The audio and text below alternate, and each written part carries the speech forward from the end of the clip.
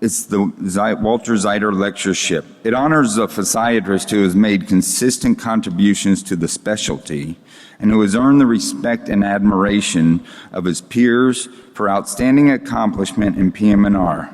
It is awarded to a physiatrist who shares the qualities of statesmanship, scholarship, executive leadership, and warm friendship of Walter Zeiter, MD, who was a past president, director of the AAPM&R and ACRM.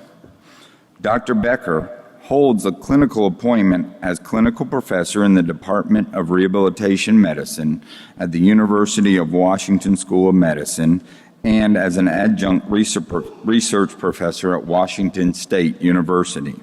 He also serves as director of health benefit research for the National Swimming Pool Foundation.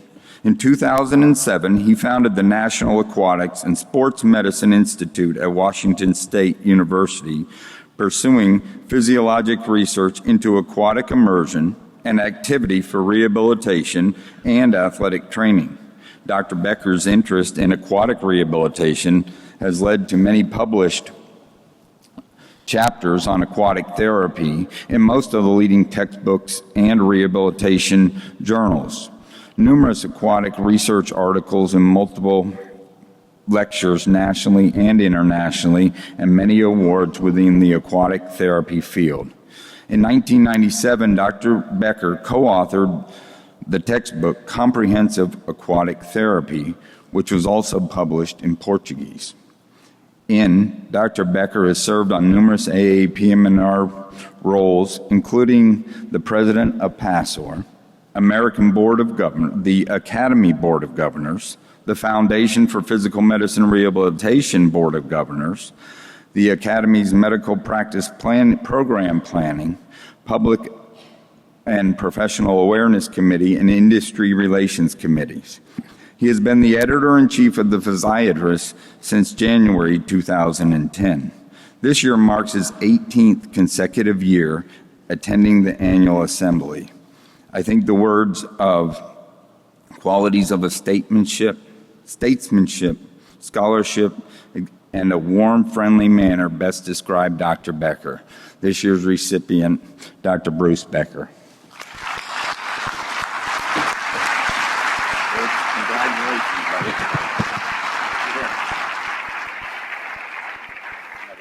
Something else to do.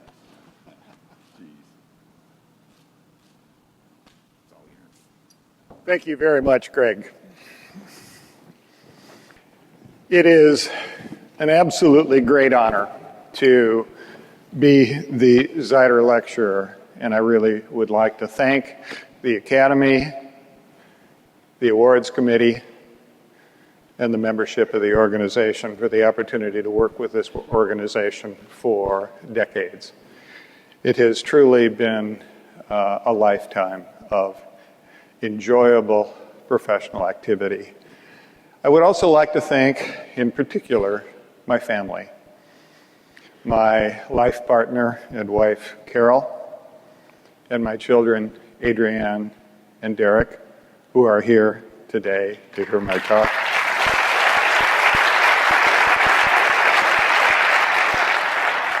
The many hours that I've spent professionally have certainly come at a cost from the standpoint of spending time with my family, so I really would like to thank them. My focus is on exercise, with my firm belief that exercise is rehabilitation medicine. It is not just our history, but I feel strongly that it is our future. Walter Zeiter, who the lectureship is named after, was executive director of the Academy from its founding in 1938, when it was initially called the Society of Physical Therapy Physicians. He was director of the American Congress of Rehabilitation Medicine and a founding member of the American Board. He served as a chairman from 1949 to 1953. Dr. Zeiter was a lifelong advocate for the scientific role of exercise and physical therapy and rehabilitation. The concept of exercise medicine is a fairly ancient one, and I'll be speaking briefly about those ancient roots. I'll talk about the progress through its history, about American medicine's role in that concept, about rehabilitation medicine's foundations in exercise, briefly about exercise as a critical factor in health preservation and restoration, and I really would like to thank this year's Program Planning Committee for this marvelous concept of exercise is medicine. I'll talk about how exercise works briefly and why exercise knowledge is, I feel, absolutely critical to the future of our specialty. Greco-Roman mythology started really with Apollo, the Greek physician, who was the father of Asclepius. Asclepius was the Greek god of medicine, and his symbol is the snake and staff. Asclepius had 5 daughters, who each formed a portion of Apollo's art. Hygeia was the goddess of good health. Panacea was the goddess of universal remedy. Iazo, the goddess of recuperation. Asazo, the goddess of the healing process, and Aglaia, the goddess of beauty. The caduceus is the common symbol for medicine, and it combines the symbol of Asclepius with the staff of Hermes. Hermes was the Roman god of commerce and the marketplace, and hence his symbol is in gold. I ask you if you think that the staff of commerce to the staff of healing and health has added great value to medicine. Those of you who read my editorials will have some thoughts on that. It was Tom Strax who first spoke about this relationship in 2007 Zeiter. The very beginnings of exercise medicine began millennia ago with a physician, an Indian physician by the name of Sushruta, who practiced in the Indus Valley of India. Sushruta believed that exercise should be practiced daily, and the American College of Sports Medicine supports that belief. And the literature today that we've heard through this week supports that. Sushruta believed that exercise should be taken to half one's capacity, remarkably prescient. If we look at today's Borg scale, that would calculate to approximately a Borg scale rating of 13 to 14, which is now recognized as essentially the ideal level to do aerobic conditioning at. He believed that exercise made the body strong, stout, and firm, improving digestion, complexion, and reducing senility. And we've heard data through this week supporting that concept. Sushruta taught that exercise should always be prescribed for obesity, and that corpulence was associated with a whole variety of diseases, including what he called prameha, which was the ancient name for type 2 diabetes. Exercise was absolutely conducive to the preservation of health, and he wrote that diseases fly from the presence of a person habituated to regular physical activity, and we've heard more of that this week. Hippocrates, who practiced in the times before the birth of Christ, 460 to 380, wrote that eating alone will not keep a man well. He must exercise. If we could give every individual the right amount of nourishment and exercise, not too little, not too much, we would have found the safest way of health. And again, exercise principles today support this. He wrote that walking after dinner will dry the abdomen and the body, and it doesn't allow the abdomen to become fat, and it doesn't permit food to accumulate around the abdomen. He believed that exercise should be broken into 2 components, or 2 types, natural and violent. Walking is in the natural category. Violent exercise included boxing, wrestling, etc. In early Greco-Roman times, Asclepius believed that exercise should be used in place of drugs, and he believed in hydrotherapy, both hot and cold. The Roman baths were, at that time, elaborate and extensively used for the treatment of many diseases. This is a photograph of the Roman bath in Bath, England, where we visited just 2 weeks ago. The Romans used it for many things, and it's a remarkable facility. Galen, the physician who lived between 130 and 200 AD, recognized the importance of proceeding from easy to difficult exercise. He divided exercise into active, passive, and mixed, and he further divided active exercises into quick, non-violent, such as running, non-quick and violent, such as weightlifting, and quick and violent, such as jumping and discus throwing. He became the leading authority throughout the Christian and Arabic worlds, and through all the Middle Ages was referred to.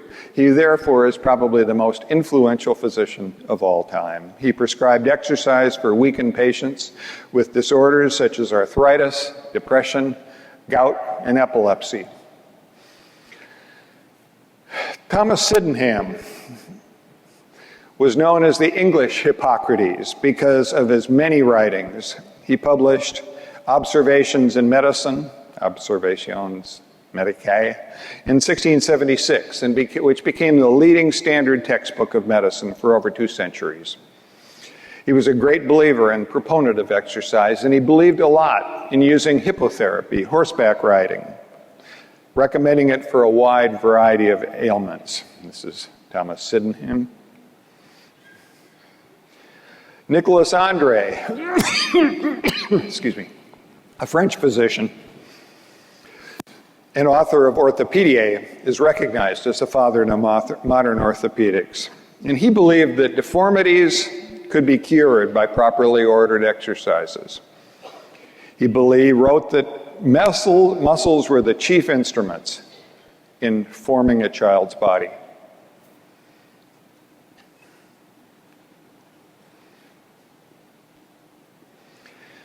Sydenham's work greatly influenced Benjamin Rush. Benjamin Rush was professor of medicine at University of Pennsylvania, signer of our Declaration of Independence, served on the Constitutional Congress, and was Surgeon General of the Continental Army. Rush enthusiastically supported exercise and particularly hippotherapy, believing that it benefited the respiratory and digestive systems. Thank you.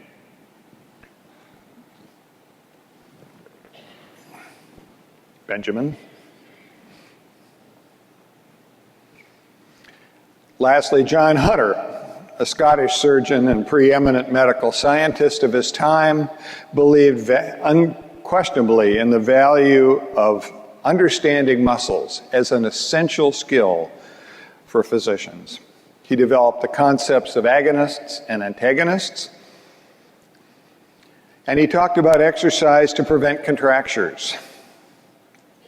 He really was the founder of today's understanding of muscle reeducation.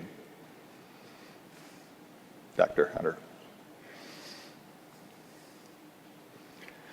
Throughout the entire 19th century, American medicine, Western medicine really, was a recommended treatment for a variety of ailments, including gout, dyspepsia, and consumption, but the primary purpose of exercise during that period was the prevention of disease.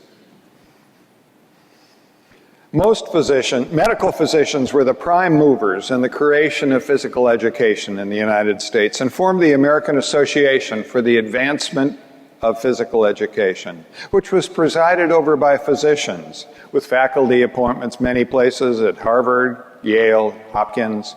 University PE programs featured health gymnastics, the precursor of today's aerobics.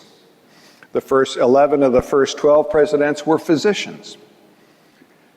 12 of the 16 members of the Society of College Gymnasium Directors were physicians. 15 of 20 members of the American National PE Association Council were physicians. All states required education in the laws of health, which were embodied in the aerobic academic physical education curricula. And for most universities, that was part of every student's essential criteria for graduation. Dr. J. William White wrote in 1887, "Let it be understood that the main object and idea of exercise is the acquirement or preservation of health, that it is by far the most important and therapeutic and hygienic agency at the command of a physician today, that it can be prescribed on as rational a basis with distinct reference to the correction of existing troubles or the prevention of threatened ones as any of the drugs of the pharmacopoeia." And I would say that's probably nearly as valid today. The 1900s, however, saw us moving away as physicians from exercise. American medicine altered its focus from disease prevention to the cure and treatment of diseases, and the study of exercise as a preventative measure fell deep into the background. Antisepsis, anesthesia, inoculations, new surgical techniques, new medicines shifted that focus from the study and treatment of disease to the study and treatment of disease rather than wellness and health. Following the invention of basketball in the 1890s, universities shifted their focus from physical education as a basic preventative health measure to organized athletics like basketball, football, baseball, and PE became a sports skills curriculum, not inclusive of the general student body. Physician leaderships didn't sustain, and academicians and coaches permanently took their place within the university environments, the majority of those not having advanced degrees. The Flexner Report in 1910 demanded a medical curriculum that was far more disease treatment and cure focused than disease prevention. Abraham Flexner's frontispiece, Medical Education in the U.S. and Canada. And that report began the trend in medical specialization and the study of exercise as prophylaxis waned dramatically. Our field really began with Simon Baruch, who was the physician father of Bernard Baruch, about whom more later will be spoken, and he focused his career on public health, moving from South Carolina to New York City, and focused on public health, medical hydrology, and aquatic activity, and he achieved significant influence in the halls of political and medical power. Picture of Simon. And the frontispiece of his book, Principles and Practice of Hydrotherapy, a copy of a first edition which I have and relish. This is Bernard, his son. Bernard named an honorary professorship at Columbia, who is the Simon Baruch professor, and that's Joel Stein today. Orthopedics led the effort to grow physical restoration from the World War I battlefield and directed reconstruction of reconstruction hospitals featuring exercise and activity rather than bed rest, as important, utilizing the important components of PT, OT, and voc training. Henry Kessler began work in 1919 in Newark, New Jersey, based upon the reconstruction hospital model, with PT, OT, and voc services, and he became expert in amputee care. This is Dr. Kessler in his later years, and of course Bruce Gans practices there today. The American College of Physical Medicine, or the American College of Physical Therapy, split from the American College of Radiology and Physiotherapy in 1925. Dr. John Colder became its second president and the first really true physician specialist in rehabilitation as we know it today. Dr. Coulter Dr. Coulter was second president of ACPT in 1926. He led the College of Surgeons in 1928 to publish a paper on minimum standards for a physical therapy department in a general hospital. He addressed the value of well-trained therapists knowledgeable in exercise, massage, muscle training, and whirlpool. In 1926, he directed the Rehab Medicine Department program at Northwestern. In 1932, he published the first textbook for physical therapy. He recruited Walter Zeiter into our field. And the J.S. Cultural Lectureship remains the premier lectureship for the American Congress of Rehabilitation Medicine. Frank Krusen moved to Philadelphia in 1926 to become Associate Dean of the Medical School at age 27.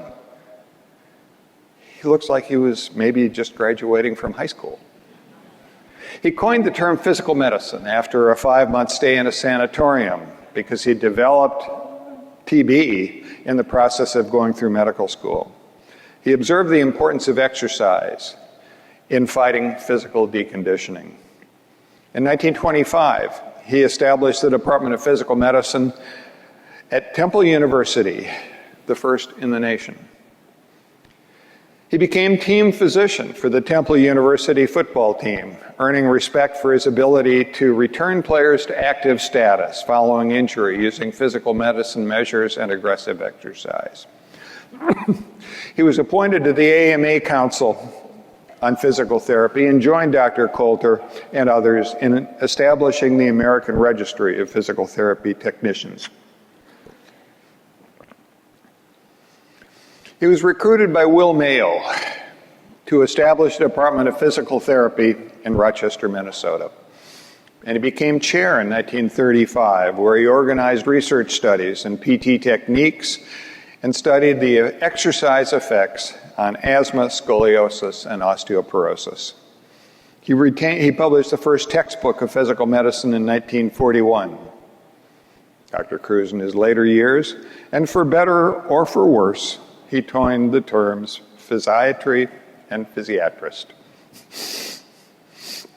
Polio played an important role in the beginnings of our field. Orthopedist Charles Leroy Lohman at the Spalding School for Crippled Children visited the Spalding School for Crippled Children in Chicago, where he got to see polio cases being treated in warm water tanks. He returned to Los Angeles, converting the lily pond pools of his facility at the Orthopedic Institute for Children into therapy pools, which opened for treatment in 1924. The big end was fresh water, and it was used for polio and orthopedic rehabilitation. This is a picture of the converted lily pond. The smaller end was saline, and it was used for infected cases. And this is the smaller end, treating a young lady. Franklin Delano Roosevelt played a very significant role in our field. He became afflicted with polio in 1921, where he was under the care of Dr. Robert Lovett at Mass General.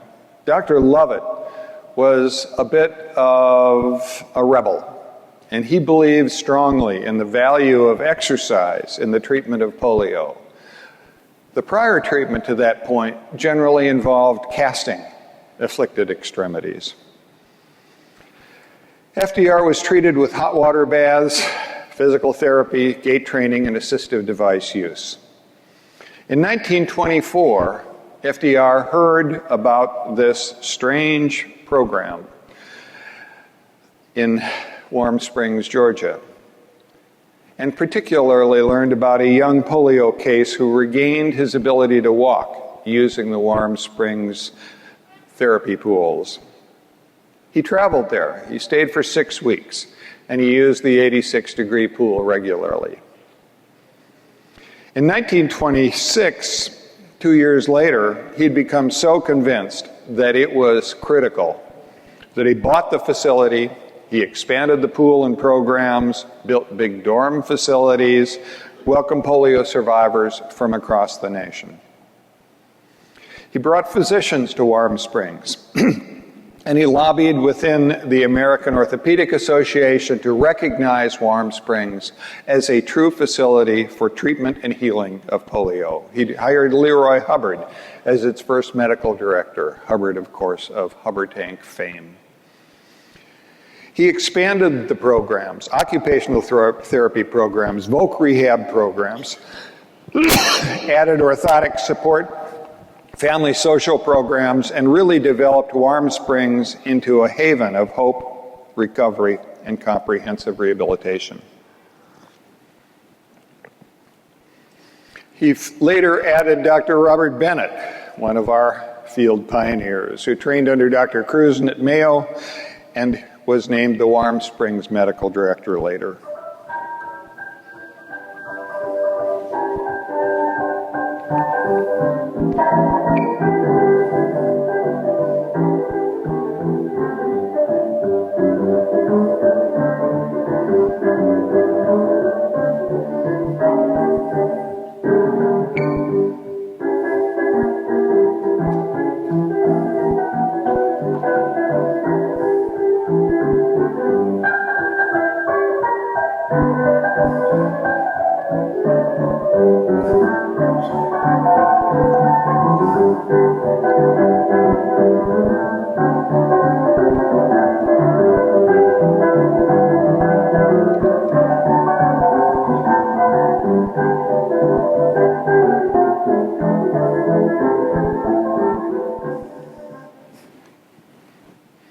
Music courtesy of Jelly Roll Morton.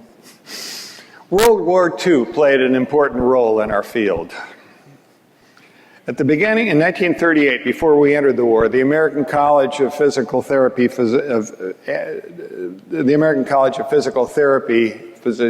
Representatives Cruzen and Coulter, and 8 other physicians, formed the Society of Physical Therapy Physicians, which was the beginning of the American Academy. It was instrumental in the development of training programs for therapists and physicians to treat a potential emergence of wounded soldiers. Coulter published a report estimating that it would take 6,000 physical therapists if we were to enter the war.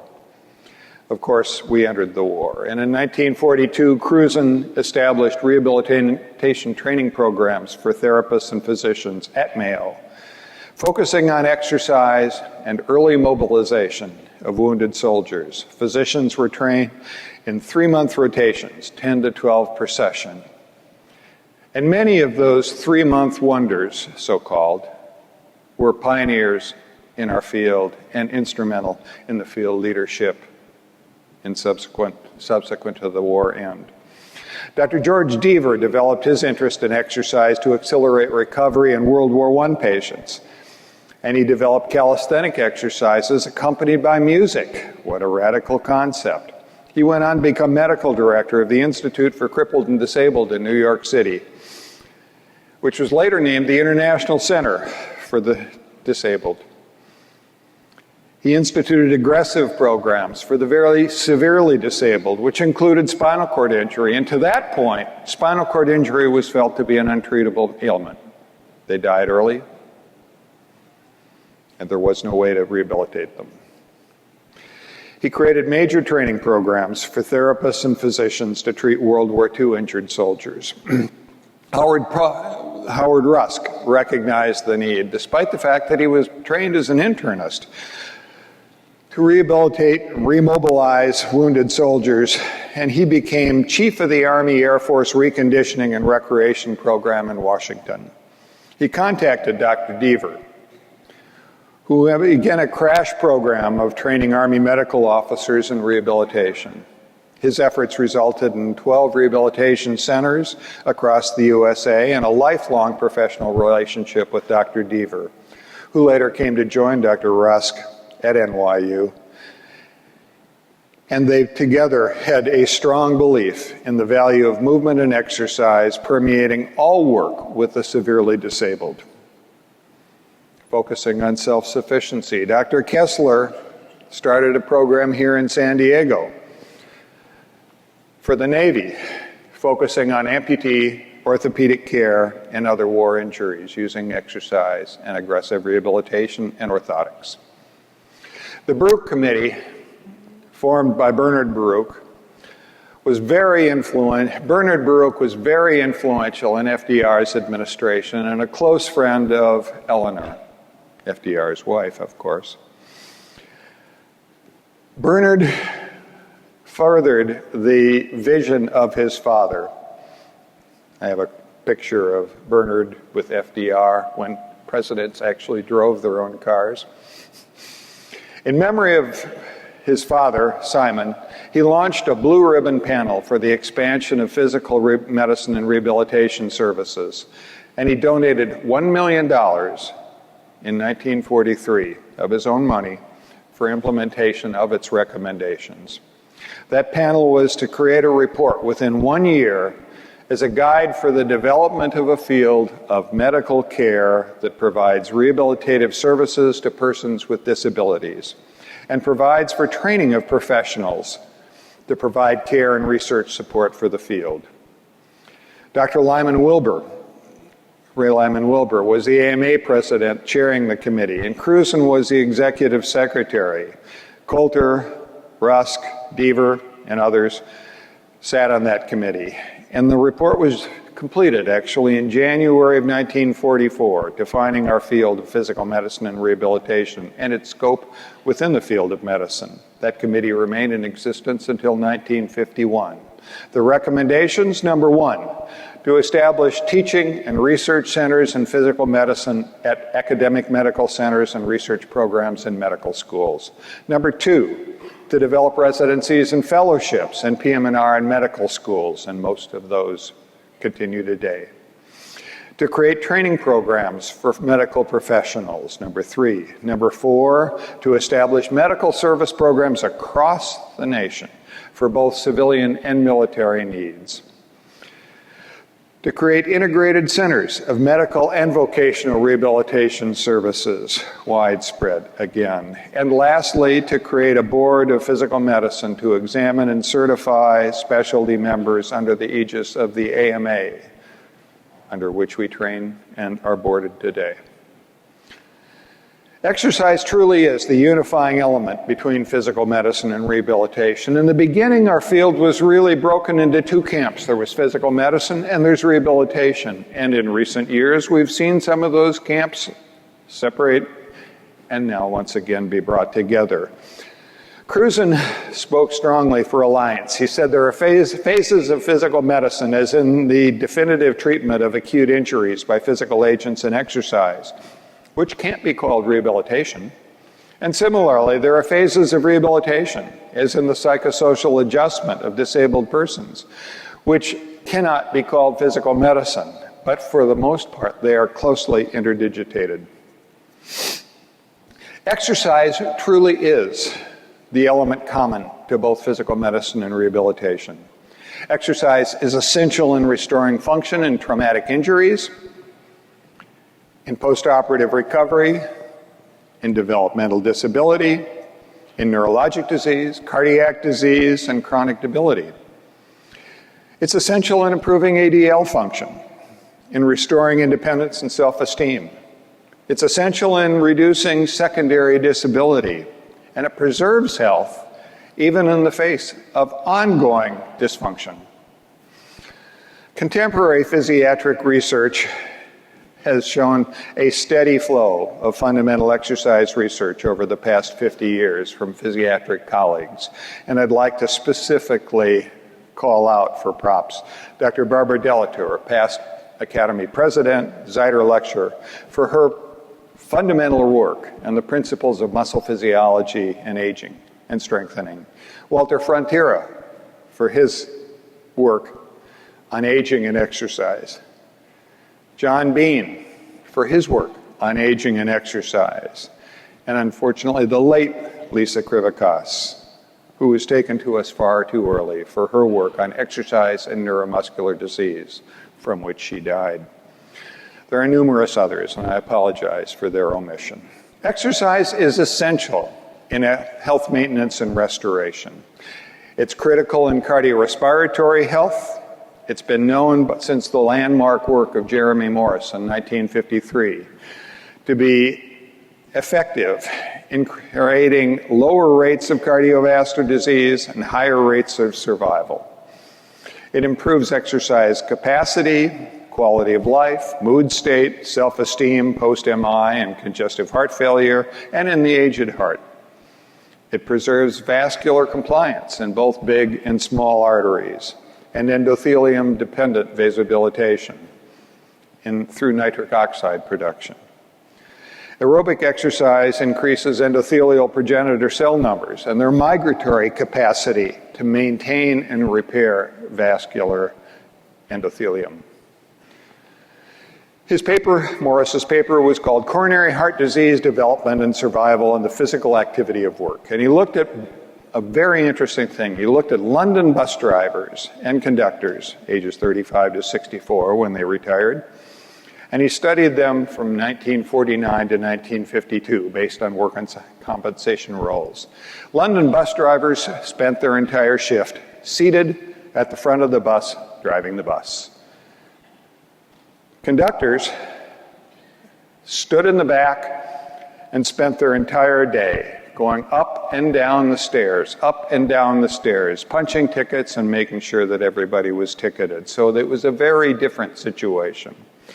And what Morris found was very interesting. He found that the conductors had half the rate of myocardial infarction of the bus drivers. They had half the cardiac deaths within 3 months of that myocardial infarction. And the total incidence of cardiac disease was reduced in the conductors. Jeremy Morris collaborated with Steve Blair of the Cooper Clinic in Dallas in analyzing their database of more than 250,000 subjects that they had evaluated between the ages of 50 and 71, adjusting them for age, gender, race, marital status, BMI, smoking history, cancer history, multivitamin use, and diet. And he divided them into quartiles, from the lowest quartile to the most the most fit quartiles. And as you can see, simply going from inactive to sometimes active halves your all-cause mortality. But as you become more fit, it drops down. So that by the time you're the most fit, your mortality is 25% of inactive. They took that same database and looked at it with respect to all-cause deaths, cancer-related deaths, and cardiovascular disease-related deaths. And you can see even cancer in the red bars declines with increasing fitness. They looked at inactive, people that didn't qualify or classify themselves as inactive, but did neither vigorous nor regular moderate physical activity, and people that did both. And the people that did both had the best survival. Chronic exercise effects upon function are fascinating. For about 30 years, I've studied indexed performance data on masters sports.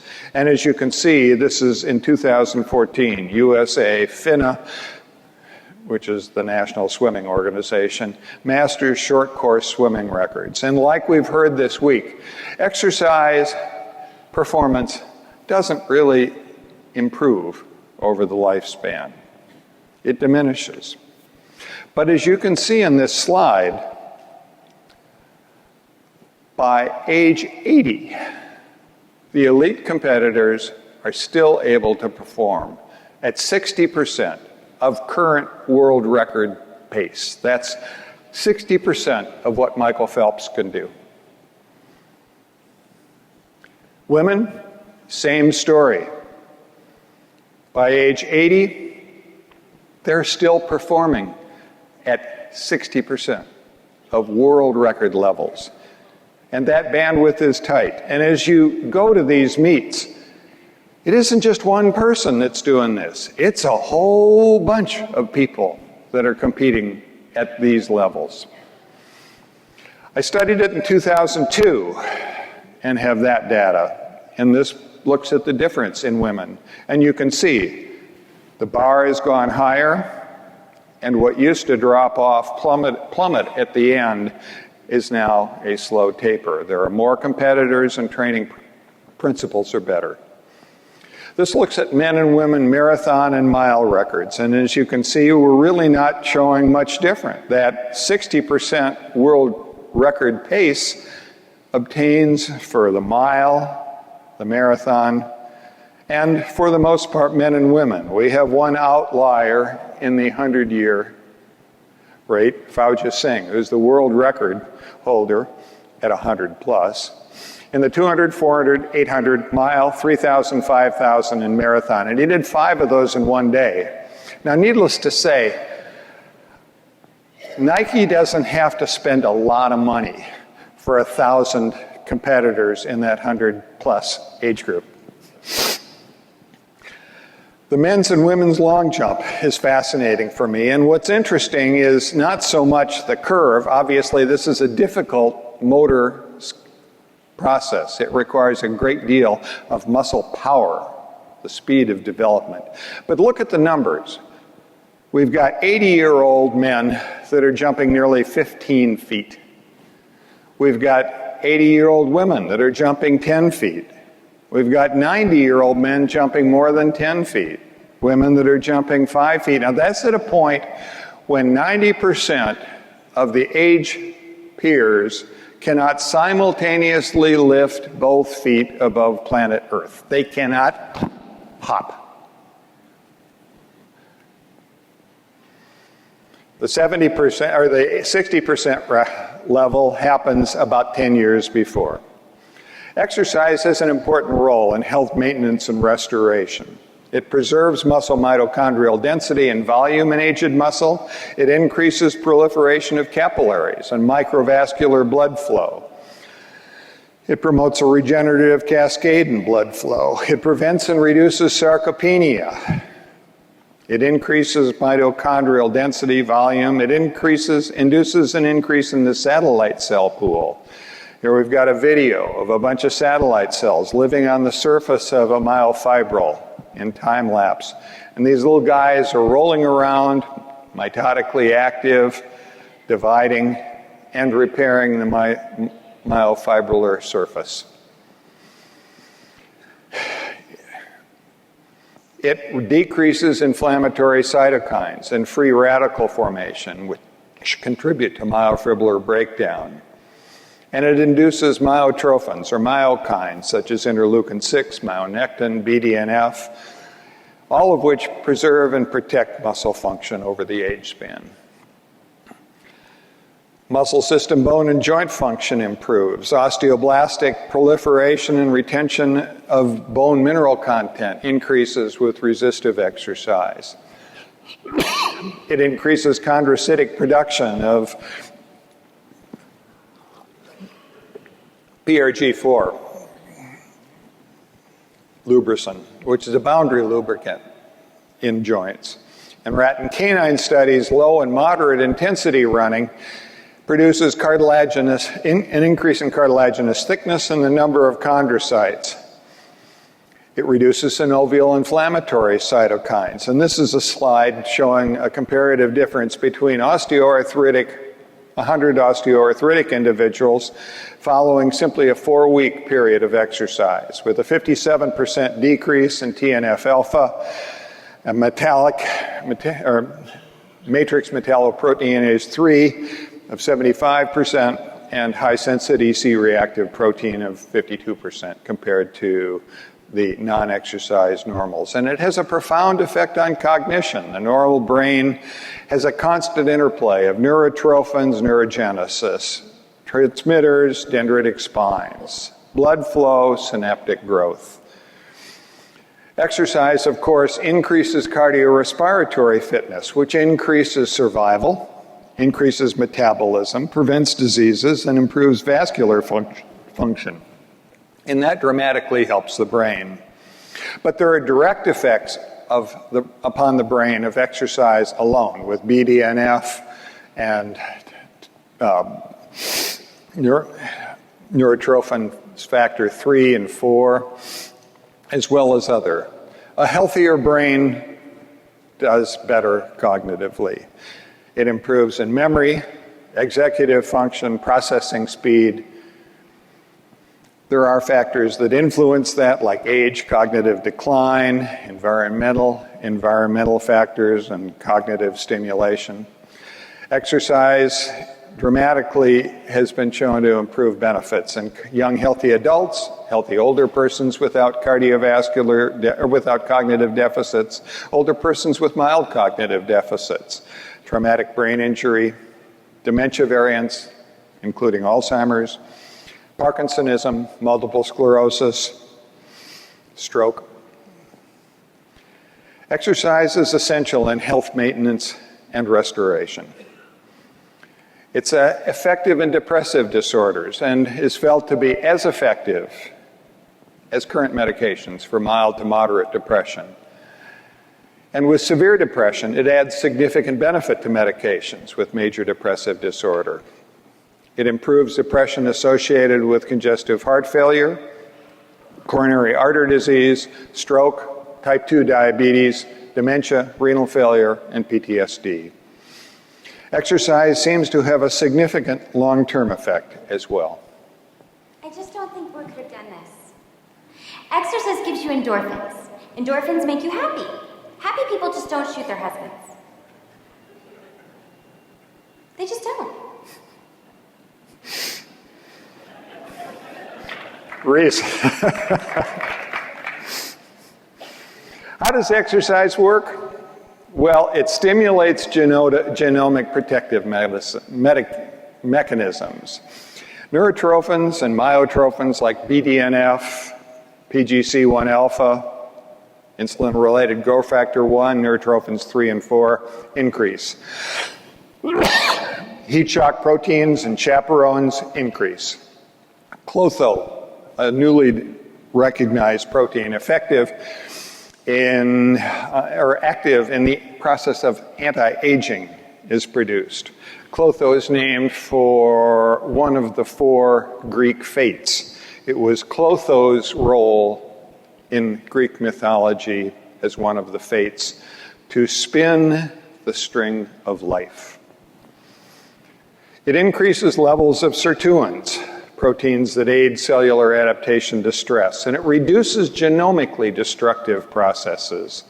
It decreases pro-inflammatory cytokines like interleukin-1 beta, CRP, nuclear factor kappa B, TNF-alpha. It increases anti-inflammatory cytokines like IL-6, interleukin-10, TGF-beta, insulin-related growth factor 1.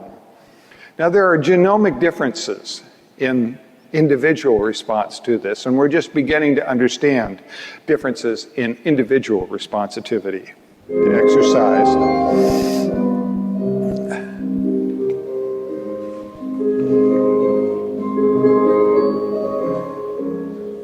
I've actually always been very sporty, even as a child, and then as I grew older, I became a PE teacher, and then about 30 years ago, I started actively competing in championships again.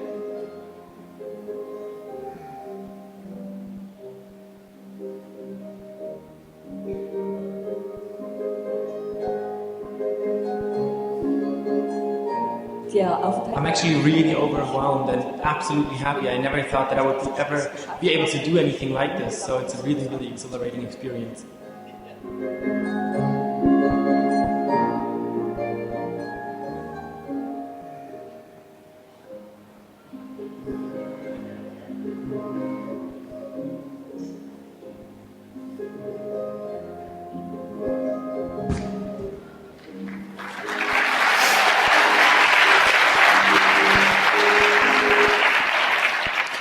Now that's probably easy for most of you guys, but I find it really hard. Why is exercise knowledge so critical to our field? We become the recognized experts in the most powerful, benign, and universally applicable means of promoting, preserving, and recovering health currently in existence. Our patients gain benefit almost immediately. Those benefits extend across virtually every biologic system. We can better direct physical therapy prescriptions. Healthcare costs decline, public health improves. No other medical specialty has focused on exercise as our field historically has, and even today. Our journal, November 2012, an entire theme issue on exercise and sports for health promotion, disease, and disability. We really face a unique confluence of societal, scientific realities with opportunity, and the moment is truly ours for the grasping.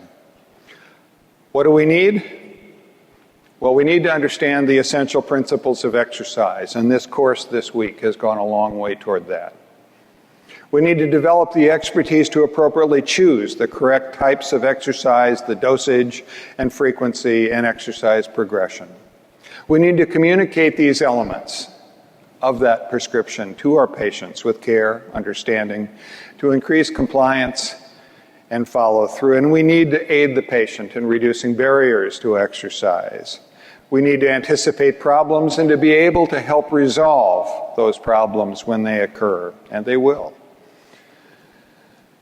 Exercise really is the bridging element between physical medicine and rehabilitation, and it has been from our very beginnings because it is critical for both fields. It is the most powerful and universally applicable clinical tool in our kit. It has utility in virtually every clinical problem we treat, no matter what our practice is. From acute care through long-term disability, from the pediatric spectrum through senescence, inpatient and outpatient. We can make a huge difference in the lives of our patients by applying true expertise in exercise science and applying that expertise to each unique clinical situation. No other professional specialty has focused on its utility as we have historically and currently. In summary, rehabilitation medicine has always been, and always must be, exercise medicine. That could have been the name of our field. I thank you very much.